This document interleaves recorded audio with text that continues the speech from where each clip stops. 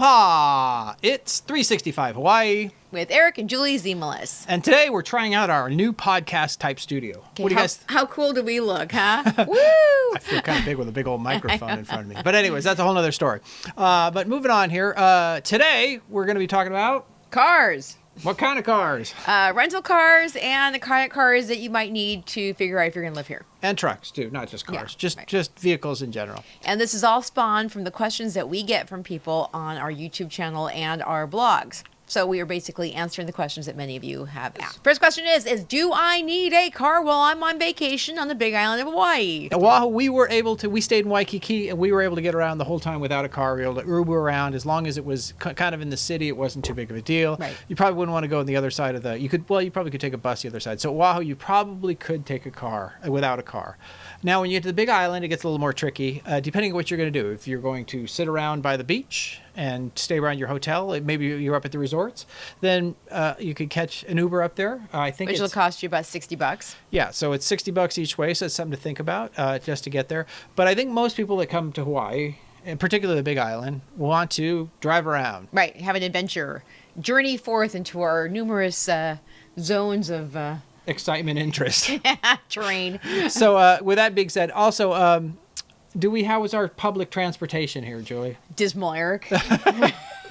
Yes, that is kind of what you're saying. Yeah, people say, I'll just take the public bus system. I'm like, Yeah. Sometimes it shows up, sometimes it doesn't. They are trying to make it better, but don't count on taking a public bus anywhere. I have a funny story about that, is that we had somebody that wanted to go pick up their car on the other side of the island, and they thought they would take the bus over to the other side.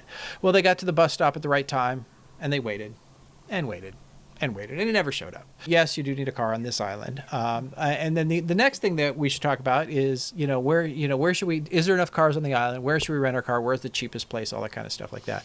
And the answer is you probably have two different choices. One, of course, is Turo, right? The car rental company that is peer-to-peer, right? You'll be renting somebody else's car. And of course, there's the car rental companies. Yeah. And which do you think is better, Julie? Well, a lot of people that I talk to about renting cars go through actually their Costco membership. Oh, that seems to be the they get a lot one. of different ones from that. And then, you know what, when we were having our car rental shortage, I think that what happened was people couldn't find a car through the rental agencies like Enterprise. That was it. And then, and I can fill in a little bit on why that was. During the pandemic, they decided that nobody was going to come to Hawaii. So the car companies, the rental companies said, oh my gosh, we got to do something with these cars. So they literally shipped them all off the island and sold them all.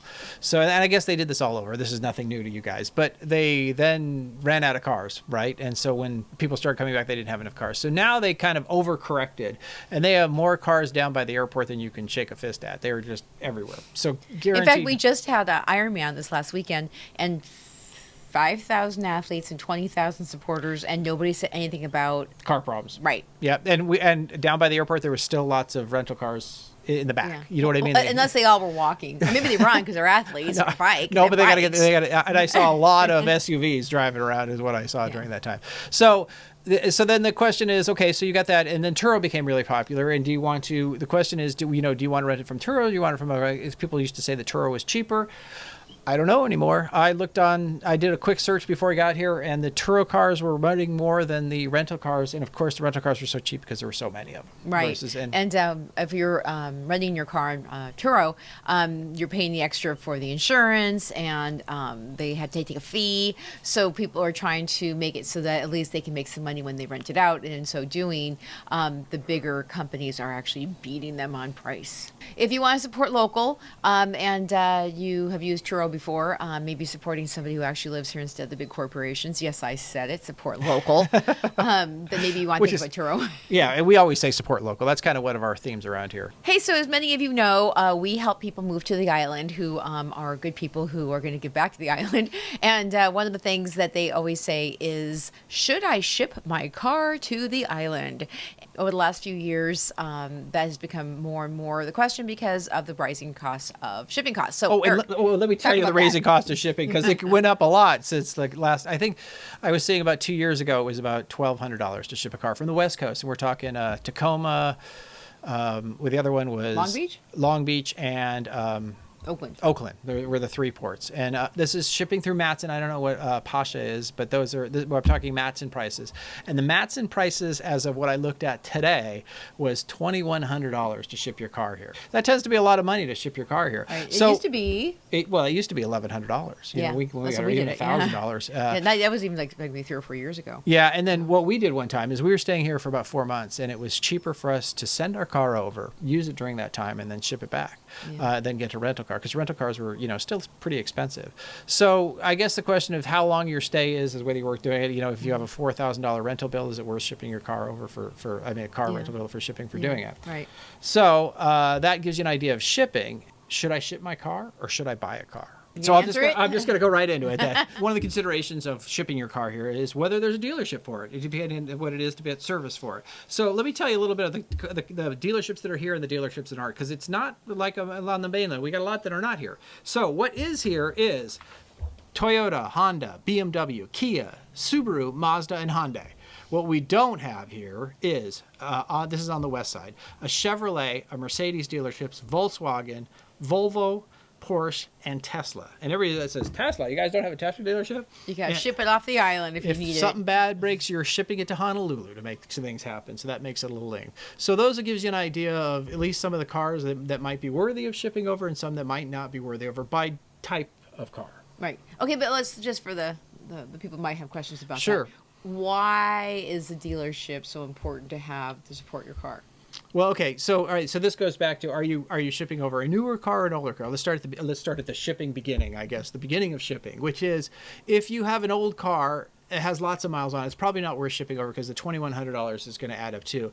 And the idea of something breaks on your car, it's going to take some time and energy to fix it. So you wouldn't want to ship it. It's just not worth it to bring over an old car. Unless it's a classic. Then you would say, I love my car and I'm bringing it over here and I don't care what it takes. And also just remember that if parts break here and they're not in stock somewhere on the islands, that it could take 2 months to get here. Okay, so you're saying that if there's a dealership that might not happen? Yeah, Because sometimes it can happen. Well, it can happen with a dealership too, depending on what breaks on your car. But it's also a question of cost. Okay, so you guys are wondering what cars are mostly on the island, right? And I've got a list of cars here, but let's start with trucks. The trucks are Toyota, Dodge, Ford, and lots of Jeeps. Now, the other question I did kind of an informal poll that was really interesting, and that was what are the amount of cars being sold, the number of cars on Craigslist by car manufacturer, if this makes sense. So what I did, just to give you guys a little idea of this, I went to the owners that are selling their cars on Craigslist only here on Hawaii Island, and then I counted up the number of cars that they had on here. I couldn't do dealers because dealers were shipping to Honolulu.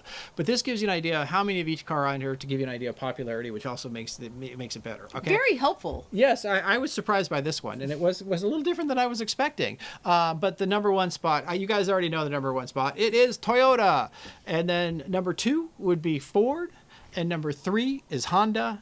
4 is Chevy, even though we don't have a dealership, they still have a lot of Chevys here that get shipped over. Nissan is number 5, Dodge is number 6, BMW is number 7, Kia is number 8, Mercedes is number 9. And Hyundai is number 10, and coming in at 11 is number Tesla. Number 11 is the Tesla, which is the not a lot of Teslas here for what it is. You know why? Why is that? Because it's hard to charge them here. Yeah, we haven't gotten all spiffy with the charging stations. There's yet. A few of them here on top of that. A lot of people are getting their own Tesla batteries too. Yeah, that's the way. Yeah, solar with the Tesla battery, then you don't have to worry about it. But that. Okay, but can I just throw in a real quick? Sure, go ahead. That's what it's all about. Okay, so Toyota trucks. Yes. Okay. Yes. The number one thing here is Toyota trucks. There's 2. There's Toyota 4Runners and Toyota trucks. Toyota trucks by far, and then second is 4Runners for people that need to call around people. Yeah. And they are just rockingly. They're bulletproof. Everybody loves them. Everybody And they're has expensive. Them. And they're expensive. Because everybody wants them. They maintain their value. Well, and that's the thing. They're super reliable. I have a 4Runner. I have an 86 4Runner, so mine is very old, but it has a newer engine, so I'm part of the whole Toyota club. But what's nice is that you don't have to worry about it. It's a 300,000 mile car, and that everybody knows that here, so that's why they just keep going. Yeah. So Toyota, and then of course Hondas are always great. So those are the 2 cars that tend to be most used here in Hawaii, just because there's so many of them out there, and they last so well on top of that. Okay, the other question we keep getting asked is, is it worth bringing my big fat Jeep over here with my 40-inch tires and my 6-inch lift and the whole thing like that? You guys know that there is not as many spots on this island to go four-wheeling as it does appear. So you could get away with a car and maybe walk into those places. I'm just saying a four-wheel drive is not mandatory. Yeah. It just helps a little bit. Right. But if you do have a Jeep, they do have a Big Island Jeep Club, and they make it a point to get together and they run around doing fun things around the island and go camping. And also there's a Porsche Club, and they just drive around looking cool.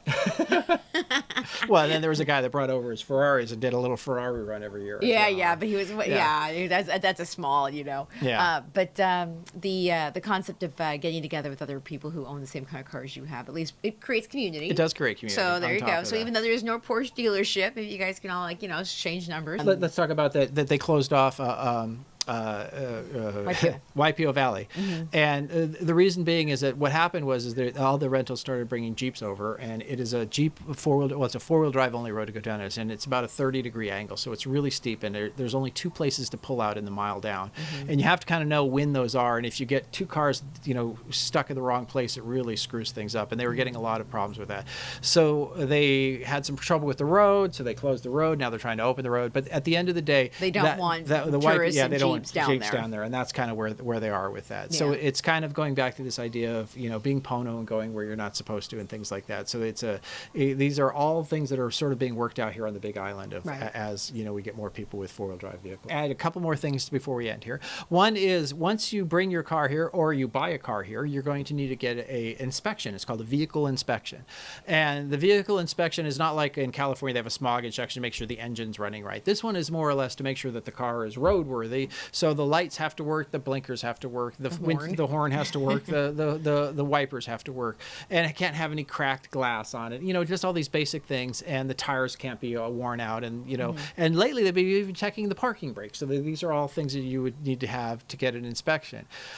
So just to be aware, if whatever you bring over, that's going to be done too. Or when you buy a car, you have to realize that these are, you can't buying this idea of a really beat up old car is not going to make it, because it costs so much to fix everything to get it through inspection. It's probably not worth it. Oh, can I just throw in too? Sure. If you think bringing a van over and packing it full of all of your belongings and getting it through the shipping container, unless you're actually sticking the whole thing in your own shipping container, that ain't gonna happen. Yeah, your car has to be completely clean when you ship it. Right. And well, it might be different other companies, but I know Matson for sure is. No, I think it's pretty much that's the way it is. Yeah, because I just saw another YouTuber saying that he filled up his car and came over. I don't remember that happening. No, and the only way you can do it is you get your own shipping container and stick it inside the container, which is expensive. But I also heard if you do that they're charging for the car and the shipping container. So that's not helping you out that much. There's no cheap way to get cars. Or your stuff. All right, so that gets you here. That gets you kind of going. It gives you the safety inspection, and everybody has a question of so is how much is gas here on the island? And I'm going to say it's cheaper than California these days. Is where we're at. Just to give you an idea, I was in California over the summer, and gas was I don't know, was $6 something there, and it was about 75 cents cheaper here for what it was. Yeah. So right now it's under $4. It's under $4. But that's October 2022. I heard that they are thinking about raising the prices again. Yeah, but notoriously Hawaii has had higher gas prices. Mm-hmm. So it's one of those things. Getting a car with good gas mileage definitely is something to think about if you're going to be used to driving. But a lot of people. And distance could be far here, because if you're going across the island, that's at least 100 miles. Mm-hmm. And if you're going up to the resorts up that area, Waikoloa Village, that's at least 30. You put some miles on if you're commuting. So it's one of those things that I think gas mileage does play a part of what kind of car if you're working on top of that. Up in the resorts and commuting from Kona, or back, or going the other way, either way you're talking about.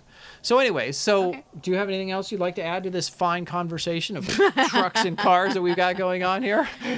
We got a really good service and deal at Tony Honda. I will give those guys, even though they're not paying us to do it. A little shout out to Tony Honda. The other one that's really good is Big Island Toyota here. Both those companies have got it dialed in. And it's nice. So when, that's why most people drive around with a car coming from one of those two places around here. Yep. So, it works so well. If you need a new car, it's a great place to go and get the dealerships. But there are a couple of if you have car repairs, there are people who do some car repair out of their homes. Yeah, and right? well, and let's just just let me just start with this, just so you guys, shop space tends to be pretty expensive here on the island. Finding is so because of that, the shop rates also kind of reflect that prices too. So that's why trying to find a reliable car, I would say, is definitely kind of king here, because if you have to start sending your car, multiple times back to the shop, and if you've you're over something of an hour and you've got a 10-hour project, you can start this could add up really quickly, is what I'm saying, for doing that. Yeah. So, okay, so I think we've given you guys some good insights. If you have further questions, please drop them in the comments below. Yep. And we'll try to answer them as we can. But hopefully that was another little piece that we've added to your fun things to know about moving to Hawaii. Our goal at 365 Hawaii Living is to make your move to West Hawaii as easy as possible. So we created a West Hawaii moving guide filled with all kinds of resources to make sure that you move to Hawaii successfully. Numbers, names, everything in there. Click on the link below and get your copy now. And with that, we'll say aloha. aloha.